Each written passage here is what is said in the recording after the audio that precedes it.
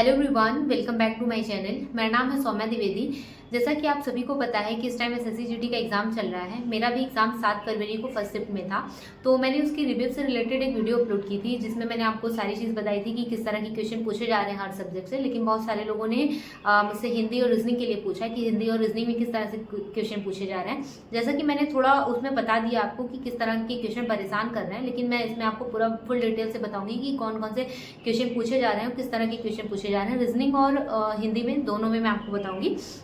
तो सबसे पहले बात करते हैं हिंदी की कि हिंदी में किस तरह के क्वेश्चन पूछे जा रहे हैं। जो पैराग्राफ के क्वेश्चन है उसमें प्रॉब्लम आ रही है कि नहीं। तो जो पैराग्राफ वाले क्वेश्चन है वो थोड़ा ऐसे क्वेश्चन आ रहे हैं जिसमें सिमिलर ऑप्शन दिए हुए हैं। जैसा कि हम लोग घर पे हिंदी का मिनी मॉक देते थे, तो मॉक टेस्ट जो आरडब्ल्यू का आता था उसमें टाइम मैनेज भी बहुत अच्छे से हो जाता था। बट वहाँ एग्जाम में जो पैराग्राफ वाले क्वेश्चन है उसमें थोड़ा टाइम लग रहा है, थोड़ा टाइम टेकिंग है। और जो भी वहाँ पे क्वेश्चन दिए हैं, जो ऑप्शन दिए हैं, उसमें भी थोड़ा प्रॉब्लम हो रही है समझने में कि कौन सा यहाँ पे होगा, कौन सा ऑप्शन होगा। पैराग्राफ वाले क्वेश्चन में थोड़ा प्रॉब्लम हो रही है। और दूसरी चीज़ ये है कि हिंदी के पर्यायवाची में प्रॉब्लम आ रही है कि जिसको अच्छे से पर्यायवाची याद है वो बहुत अच्छे से एग्जाम कर ले जाएगा, वरना पर्यायवाची में आपको प्रॉब्लम होगी। मेरे शिफ्ट में कौन कौन से क्वेश्चन आए हुए थे, जितना भी मुझे याद है मैं आपको बताती हूँ। सबसे पहले मैंने आपको पर्यायवाची से रिलेटेड बताया था कि पर्यायवाची में किस तरह के क्वेश्चन पूछे गए थे। तो पर्यायवाची में विनीत का पर्यायवाची पूछा गया था, और एक वृक्ष का पर्यायवाची और कोयल का पूछा गया था। कोयल का में भी दो जगह पे पूछा गया था शायद, एक में कोकिला था, एक में श्यामा करके था। तो दो जगह शायद पूछे गए थे जहाँ तक मुझे याद है। और एक विलोम शब्द था, आयात निर्यात का विलोम, कि आयात का विलोम क्या होगा। एक लाइन कोई लिख के दिया गया था और कोष्टक में आयात लिखा गया था, उसका ऊपर विलोम पूछा था कि इसमें इसका विलोम क्या होगा। उसके बाद जो पूछा गया था, एक सेंटेंस दिया हुआ था, उसमें लिखा था कि मुझे एग्जैक्ट उनका नाम नहीं याद आ रहा है। अगर आप लोगों में से किसी ने भी फर्स्ट शिफ्ट में अगर एग्जाम दिया होगा 7 को, तो आपको पता होगा कि वहाँ पे सूर्यकांत त्रिपाठी को अभिनय ग्रंथ डैश दिया गया। तो उसमें ऑप्शन में था पुरस्कृत किया गया, भेंट दिया गया, दंडित किया गया, सम्मानित किया गया, ऐसे करके था। तो उसका जो ऑप्शन होगा आपको वहाँ पे वो लगाना था। उसके बाद संज्ञा से एक क्वेश्चन था, उससे मुझे एग्जैक्ट उसका याद नहीं है। तत्सम तद्भव से एक क्वेश्चन था, और एक मुहावरे से क्वेश्चन था। मुहावरे वाला क्वेश्चन जो आरडब्ल्यू पे आपको शायद 2-3 बार आप लोगों ने देख लिया होगा। कलम तोड़ना का मुहावरा पूछा था, कलम तोड़ने का मतलब क्या होता है, और ऑप्शन में भी ऐसे लिखा था। कलम से ही रिलेटेड ऑप्शन में सारी चीज़ दी थी। मीन्स ये ध्यान में रख के चलिए, अगर आपका आने वाले एग्जाम में आने वाले शिफ्ट में आपका एग्जाम है, तो इतना अपने माइंड में ये लेके चलिए कि जो भी ऑप्शन होगा उसी क्वेश्चन से रिलेटेड एकदम सिमिलर होगा। कि थोड़ा कंफ्यूजन आपको वहाँ पे क्रिएट होगा कि आपको ऑप्शन पहचानने में, अगर जैसे आपको क्वेश्चन नहीं आ रहा है तो आपको ऑप्शन पहचानने में थोड़ी प्रॉब्लम हो सकती है। तो इन सारे मुहावरों को पहले से तैयार करके जाइए। और जो भी इसमें ऑप्शन था वो बहुत रिलेटेड था एक दूसरे से, तो उसको करने में बहुत लोगों को शायद प्रॉब्लम होगी। अगर आपने इसको पहले से पढ़ा है तो आपको इतनी प्रॉब्लम नहीं होगी। उसके बाद एक वाक्य शुद्धि से क्वेश्चन पूछा था, वाक्य को शुद्ध करना था। और एक क्वेश्चन पूछा था, जैसा कि मैंने फुल वीडियो जो मैंने इससे पहले रिव्यू वाली वीडियो बनाई थी उसमें भी मैंने आपको बताया था कि एक गरिष्ठ का वर्तनी शुद्धि पूछा था कि गरिष्ठ किस तरह लिखा जाएगा।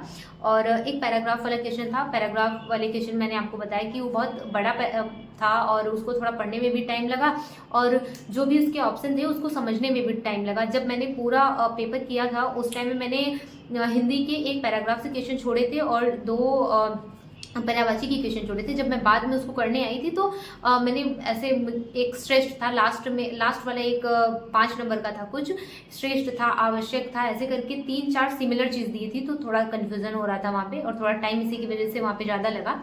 और सारे टॉपिक मेरे एग्जाम में पूछे गए थे। जहाँ तक जितना मुझे याद है मैंने आपको वो सारी चीज़ें बताई हैं।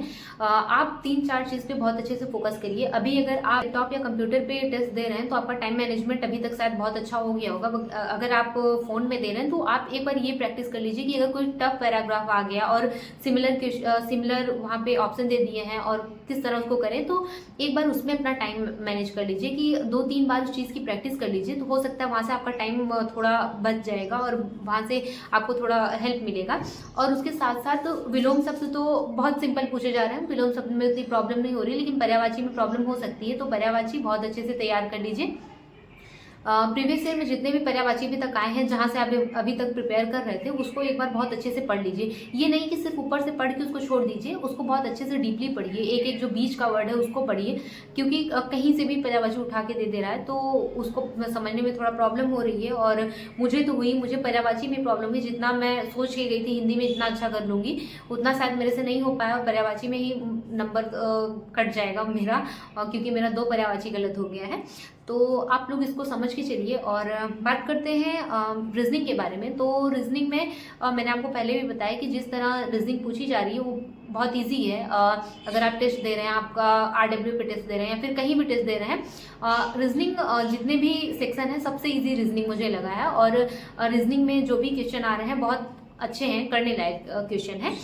तो सबसे पहले मैं आपको बताती हूँ कि मेरे शिफ्ट में जो रीजनिंग के क्वेश्चन आए थे, पहला दूसरा क्वेश्चन ही मेरा सिटिंग अरेंजमेंट का था। उसमें 6 लोग को बैठाना था और दोनों में ऑप्शन 2 था मे बी। तो सिटिंग अरेंजमेंट अगर आपका बहुत अच्छे से तैयार है, और हर शिफ्ट में जहाँ तक मैंने अभी तक एनालाइज किया है, हर शिफ्ट में 1-2 क्वेश्चन सिटिंग अरेंजमेंट के दिए जा रहे हैं। तो सिटिंग अरेंजमेंट का क्वेश्चन एक बार प्रैक्टिस कर लीजिए, बहुत अच्छे से कर लीजिए, ताकि जब मैंने स्टार्ट किया था रीजनिंग का क्वेश्चन करना, तो सिटिंग अरेंजमेंट पहला ही क्वेश्चन था। मुझे करने में उसको भी टाइम लग गया। एक बार मैंने सबको बैठा दिया, उसके बाद फिर मुझे समझने में कि ये कैसे होगा, आगे पीछे कर दिया था उसको समझने में। एक बार देखने पर सबसे पहला क्वेश्चन सिटिंग अरेंजमेंट का था, देखने में एक बार डर लगने लगता है कि आगे क्या होगा, ऐसे क्वेश्चन आ गया सामने। तो ये सब चीज़ सोच के चलिए कि कोई भी क्वेश्चन सामने पहले ही आ सकता है। और अगर जैसे आपको सिटिंग करने में प्रॉब्लम है तो पहले उसको मत करिए, बाद में उसको करिएगा जब सारा क्वेश्चन कर लीजिए तब। लेकिन मैंने पहले सिटिंग अरेंजमेंट, मेरा पहला दूसरा क्वेश्चन सिटिंग अरेंजमेंट दोनों क्वेश्चन था, 6 लोग को बैठाना था, मैंने उसको किया। उसके बाद क्वेश्चन मैं आपको बता देती हूँ कि कौन सा टॉपिक से कितना क्वेश्चन आया था। ब्लड रिलेशन से 1 क्वेश्चन आया था और नंबर सीरीज से 2 क्वेश्चन आया था। नंबर सीरीज से जो भी क्वेश्चन था उसमें 2 सीरीज आई हुई थी, उसमें 3-3 1 3 5 7 9 ऐसे ऐड करना था आगे। और एक था 9095, फिर 9096, 98, 1001 ऐसे करके था। उसमें भी 1 2 3 4 5 को जोड़ना था और क्वेश्चन मार्क के जगह पे उसको लिखना था। नंबर सीरीज के 2 जो क्वेश्चन आए थे बहुत सिंपल थे। वेन डायग्राम का क्वेश्चन आया था, मुझे एग्जैक्ट याद नहीं आ रहा है उसका, बट वो भी बहुत आसान था।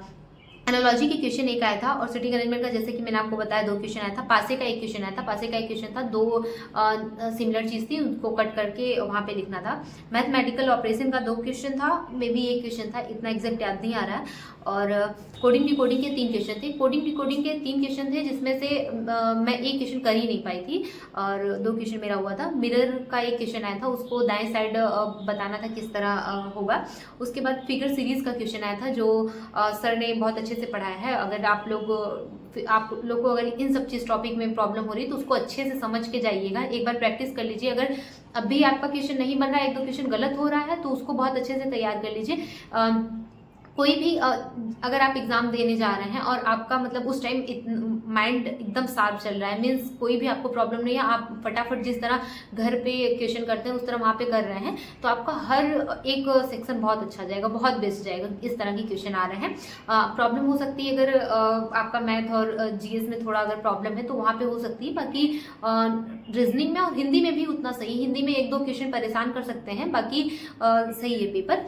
उसके बाद आकृति वाले में 1 क्वेश्चन आया था, कथन निष्कर्ष में 1 क्वेश्चन आया था। उसके बाद पजल में 2 क्वेश्चन आए थे और जो फिगर काउंटिंग के क्वेश्चन होते हैं वो नहीं आए थे। मेरे सिर्फ में फिगर काउंटिंग के क्वेश्चन नहीं आए थे।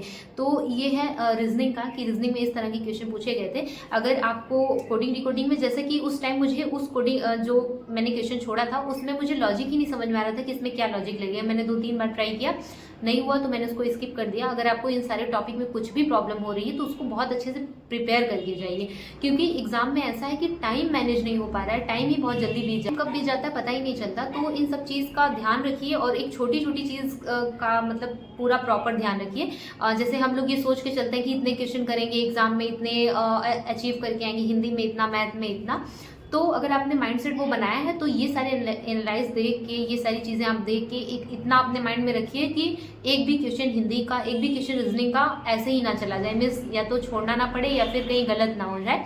तो इन सारे टॉपिक को बहुत अच्छे से तैयार कर लीजिए। पर्यायवाची, विलोम शब्द और पैराग्राफ का 1-2 बार रिवीजन कर लीजिए, क्योंकि इससे पहले वाली शिफ्ट में ऐसा था कि बीच में गैप नहीं किया गया था, मीन्स जगह नहीं छोड़ी गई थी कि यहाँ पे एक होगा उसकी जगह रख के पूरा ऐसे दिया था, और उसका क्वेश्चन आंसर के फॉर्म में पूछा गया था। मेरे शिफ्ट में तो ऐसा पैराग्राफ का क्वेश्चन नहीं पूछा गया था, वहाँ पे fill in the blank type का क्वेश्चन था। तो अगर आपको वैसे क्वेश्चन वाले फॉर्म में जो पूछा जाता है उसमें प्रॉब्लम हो रही है तो उसकी प्रैक्टिस कर लीजिए 1-2 बार। बाकी मैं हिंदी और रीजनिंग का मैंने आपको पूरा बता दिया, जितना अभी तक मुझे याद था कि कौन कौन से क्वेश्चन पूछे गए थे उस हिसाब से मैंने आपको बताया है। अगर आपको इससे थोड़ी भी हेल्प होती है तो इन सारे टॉपिक पे आप काम करिए और अपना एक एक नंबर, एक एक क्वेश्चन इंपॉर्टेंट समझ के चलिए कि एक एक क्वेश्चन आपके लिए कितना मायने रखते हैं। तो इन सारे टॉपिक को बहुत अच्छे से प्रिपेयर करिए, बहुत अच्छे से प्रैक्टिस कर लीजिए इन चीज़ों की। और आपका अगर आने वाले शिफ्ट में एग्जाम है तो आप सभी को बेस्ट ऑफ लक, अच्छे से पढ़ाई करिए। Thank you so much.